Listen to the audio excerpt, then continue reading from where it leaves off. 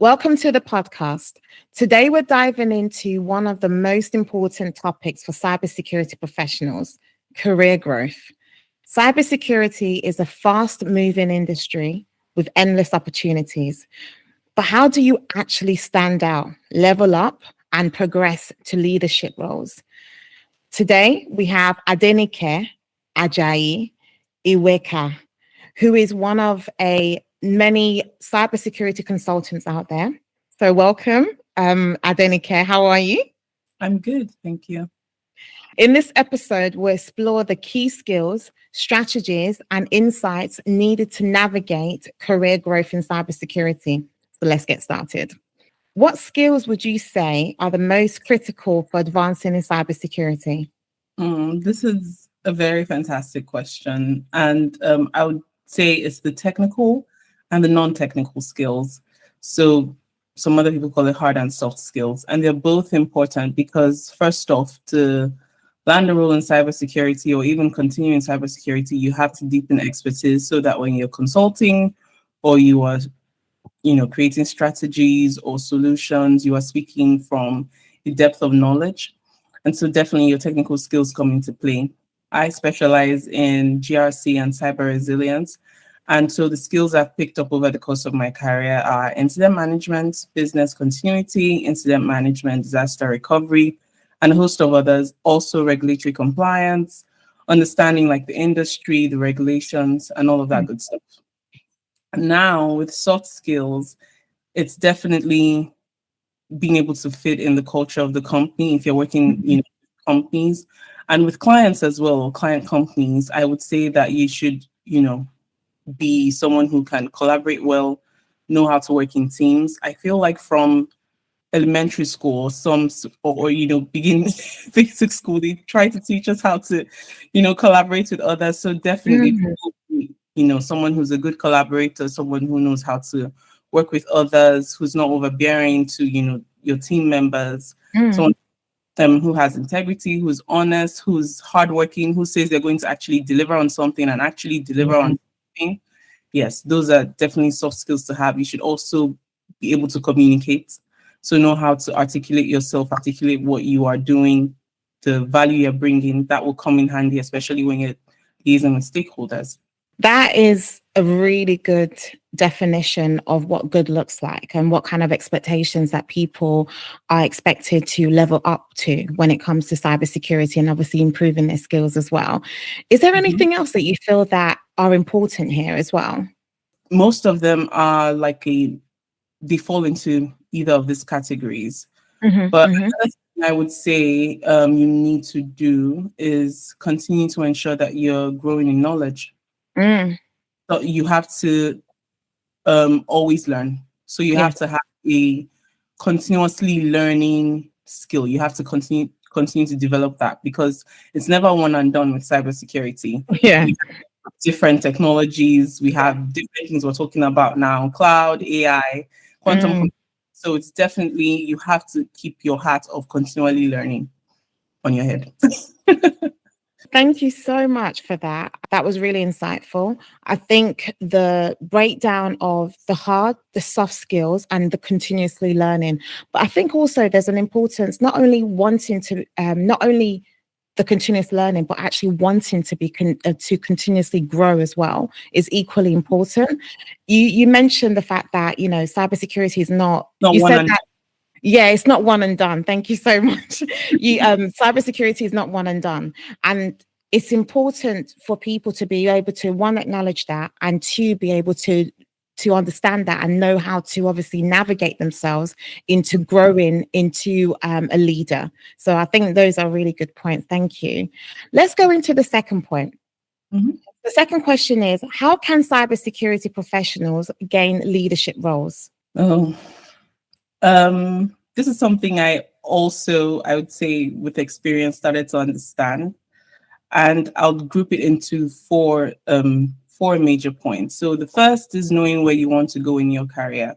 So do you want to, I'm a consultant, so in my field, it's like you're moving to MD and then you are, building partners and having this trusted client relationships and continuing to leverage and grow the business, right? And while still maintaining your security hat on. On the CISO side, you're really deep in the industry. You're in a particular field, so probably utilities, whatever field you're in, but you have that deep expertise in that field. And then I think there's like the third one where it's like you want to do research and development and all of that. So depending on where you want to go in your career, depending on what you see yourself being in the next, I don't know, 20, 25 years if you're an early starter or whatever stage you're in, it's knowing where you want to go and constantly reevaluating that. The second bit is to know the organization that you're in. So know the paths for progression in the organizations you're in. Know, what performance, achievement, or your promotion cycles look like, how it's done, the written and the unwritten rules, I would say, and navigate like how the system works. The third would be for you to always make sure that it's a mutually beneficial relationship in your organization, wherever, I don't know, whatever thing you are doing right now in cybersecurity, make sure that you are getting what you need. Never lose sight of your goals and make sure that whatever opportunity you're taking leads you to the goal that you expect to achieve in the coming years. And the fourth one I would say would be from a business or a company perspective in terms of being a business enabler.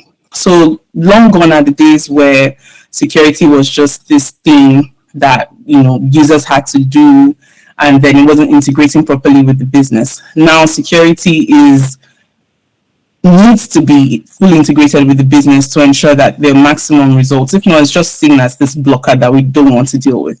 And with the regulatory landscape, evolving and cybersecurity being something on the front burner for everybody right now, from nations to companies, it's very important to make sure that you're able to show the value that you're bringing. So align with the strategic goals if you're working in a company, align with the strategic goals of your company and within the landscape that you're working in. So if you're in the financial services sector, for example, you need to make sure that you are building skills and that make you relevant in the financial services industry and in the company that you work in as well, so that your value and your skills are transferable.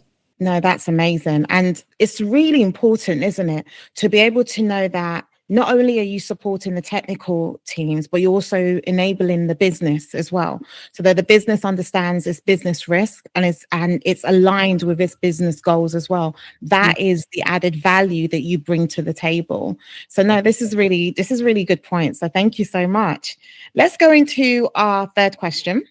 So when it comes to certifications, and I know that we hear it a lot, that hands-on skills are more important than certifications, but sometimes companies do need that certification. In some instances, you have situations where you have cyber insurance requiring that the cybersecurity team do actually have certain certifications because of the type of critical role that they undertake.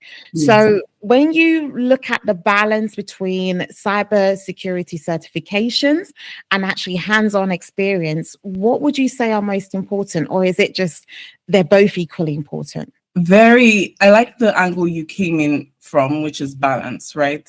There definitely has to be balance. So I feel it's almost a chicken and an egg situation. You can't really take one out of the other. And so it's really important. So as a cybersecurity professional, the certifications go on for days. And with, each new technology that emerges, there's a security aspect to go with it. So that means more certifications.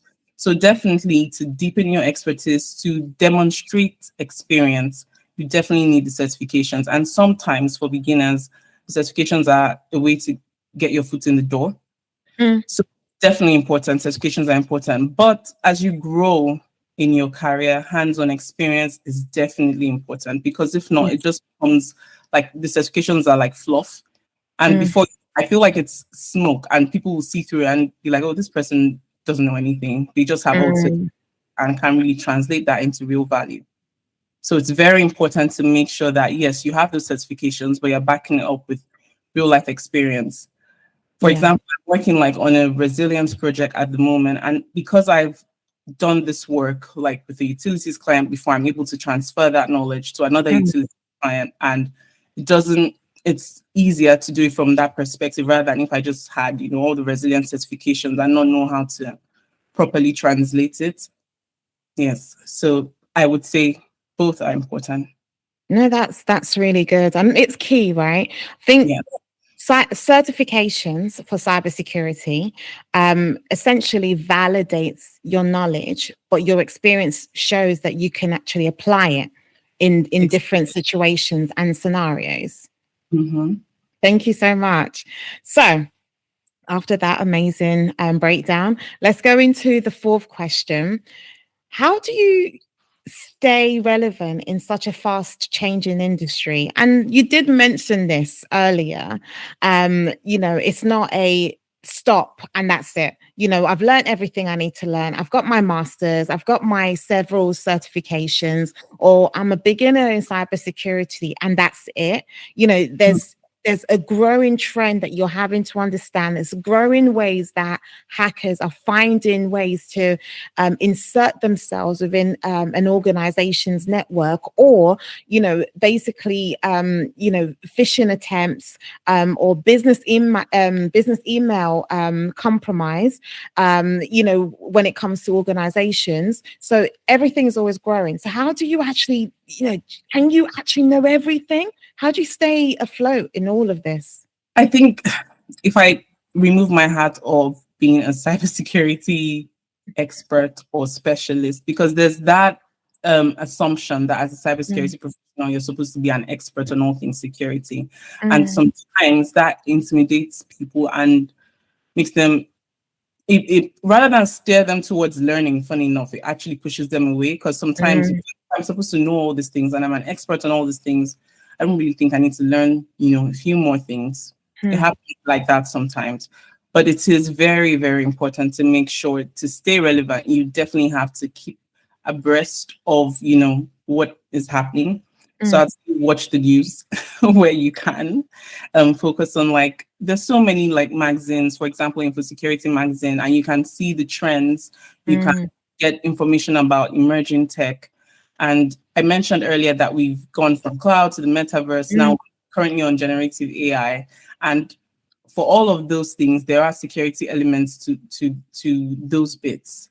mm, Like security is almost in a way like tech. It's all encompassing, and there's so many things. There's so many ways you can plug in into all these forms of technology. So it's definitely important to follow the conversation and make sure that you continue to learn. It's mm. all about not feeling like you are one and done. Again, Yeah. coming back to One and done. I love that. But it's true though. You're absolutely right. Even, as soon as you picked up a book, everything's changed again and it's moved, and sometimes as well, you have different geographical locations doing different things. Mhm. They've learned something that we haven't even been aware of, so it's about also understanding not only the company that you're actually in, the industry you're in, and also the country that your company is in, but it's also understanding that, okay, right, if my company is situated in another 5 different locations worldwide, what are the growing trends with them? That's Yes. one.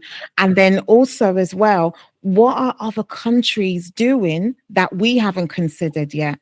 Hmm. And there's also as well, there's that notion of I remember when I did a leadership course, they mentioned that, look, because something's happening in one industry doesn't mean you can't mimic the value that they've found in that industry to another industry. Yes. So because it's technology Mhm. and it's only happening to technology doesn't mean that that is it. Yeah. That means that you can't then mimic their findings, their remediations into a fashion company, for instance. So Definitely. it's about that understanding that balance and that transition as well. Yes, it cuts across all industries. And Mm, if you notice, like you mentioned fashion, right?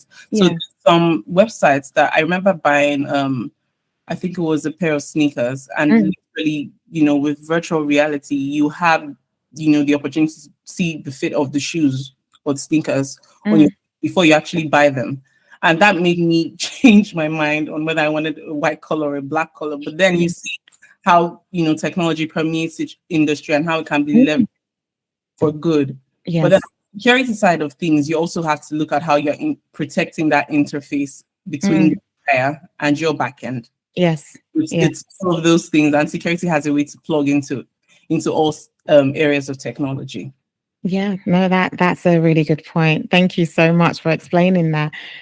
So we're coming into our last question, and this one is an interesting one for me because we had a podcast speaking to a legal data privacy professional, and one of the things that they mentioned is about the fact that when people are in cybersecurity, there's that notion that you must be making mega bucks, and but what they forget is the fact that you have 10, 15, 20 years of experience behind you, Mhm. the situations that you've had behind you, whether it's incidents, disasters that you've experienced, and the heartache of certain situations from A to B to Z. They seem to forget that. They automatically think, I'm going to step into cybersecurity, I'm going to make loads of money. So, going into my question, what's the best way to negotiate for higher salaries when it comes to cybersecurity? Hmm. I'd say, first of all, ignorance is truly, truly, truly, I can't remember the saying now, but yeah, It's ignorance is not bliss. Exactly. So it's not bliss. So you definitely want to know, like for example, if I was going into a new company, right? So mm, definitely want to know the ranks in that yeah, company, the levels are like, so that you're not going in blind and mm, company going on a lesser role or a lower role than you should have originally gone for. So make sure you know the ranks. Speak to someone on the inside if you know any contacts at the company. Get the recruiting person or the recruiter to let you know. Ask a lot of questions. It's also back to being very curious, because at the end of the day, you don't want to be in a situation where you wish you had done this, or you wish you had asked even more questions, because sometimes I feel like we might have questions burning, but because we're like, oh, this is such a fantastic opportunity, I wouldn't like to pass up on. But then you shortchange yourself, and then you end up in a place where you're wanting to leave again. So it's very important to ask all these questions, and it's very important to know how to sell yourself and know how to explain all the value that you bring and know how to negotiate for more. I think there was this statistic that said that, women would only apply for roles if they met 100% of the requirements. But then men probably do it like if they meet 40-50%. So it's knowing, again, from an internal, maybe having a look inwards, I would say, and understanding that you have so much value to bring to the table. Therefore, you want something that is mutually beneficial for yourself, and you want to bring the best to the company. So yeah. it's definitely from a place of awareness and Mm. from a place of valuing yourself and valuing the work you bring to the table.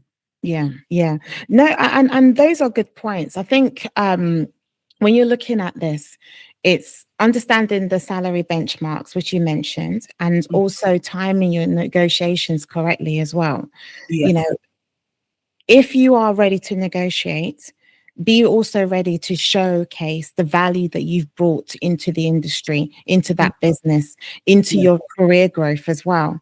So being able to do that compare and contrast and say, Yes. look, this is what I've done so far for the company. Mhm. And this is actually outside of the scope of my work. However, I have done it, and Exactly. I think that's really key to be Yeah. able to showcase that, look, I'm multifaceted Mhm. when it comes to supporting my team. I didn't just, sit in the corner when, teams outside of my remit are struggling, I Yeah. actually supported, here it is, and this is what I'm looking for. And this is why, because the industry has shifted since, I don't know, 6 months ago, since a year ago, etc. There's also So even yeah. So those are really key points. I mean, look, at the end of the day, look, the compensation is important, but it's mm, understanding when and how to do it as well. yes. Sometimes we are quick to do it in the wrong way, Mm, because we're reactive, but sometimes timing is key. yeah. And taking, but also timing with set expectations. These are the reasons why, this is how, and these are essentially my receipts to validate it, so I think that's really Yeah. key. Definitely document all the things, the amazing things you're doing for the firm. And that's the way you're able to paint the bigger picture. Yes, absolutely. So we're coming to a close. Okay. Adenike, I just want to say thank you so much. It's been really insightful, and I generally mean that, because it's important to be able to understand the different ways that we can navigate our career, what Mhm. kind of expectations are that are expected from not only us as an individual, but from a business perspective as well. I Yeah. think that's key. And you're always growing. From what you're saying, you're having to always grow. It's not only a one-stop shop and then you sit there and expect everything to just, land on your lap. It's Yeah. showing that you're stepping up, Mhm. showing that you are willing to go that extra mile, but also knowing that it's okay to go the extra mile and then come back and say, look, I did all this and this is what I'm expecting from the company as well, as Yeah. per the negotiation tactics. Mhm. So we stay technically sharp. We take on leadership roles. If Yeah. if it's not presented to us, well, take it. There is you don't have to be a leader and then have the title. Being a leader doesn't necessarily equals having a title. Having a title doesn't necessarily mean that you're a leader either. Mm. And it's about supporting each other, but also supporting yourself as well, and ensuring that you're continuously stepping up for yourself more than anything. Also balancing certifications versus real life. So you talked about, hands-on skills and also certifications. Mhm. Both work hand in hand, but there's also a need for balance. True. You also mentioned about, continuously learning. That's one thing that you kept mentioning, continuously learning. And negotiating, lastly, with confidence. Know your skills, know what you bring to the table, and be able to showcase it as well. Excellent. Yeah. Would you say I wrapped that all up for Yeah. everything we spoke about? Very good recap. Thank you very much. So I'm going to say thank you so much for your time. Thank you so much for your presence as well. And I'm really hoping that this isn't the last time that we do a podcast together, because I'd really love to learn a lot more, because I'm sure there's so much more that, you can teach us, you can show us as well, especially during, your time as a, information security, cybersecurity consultant as well.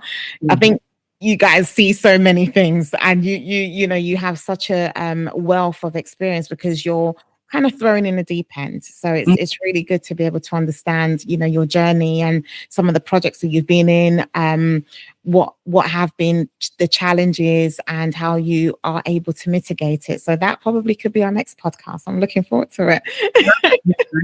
Thank you for having me, and thank you for creating this space as well for us Oh, to be able to have this conversation.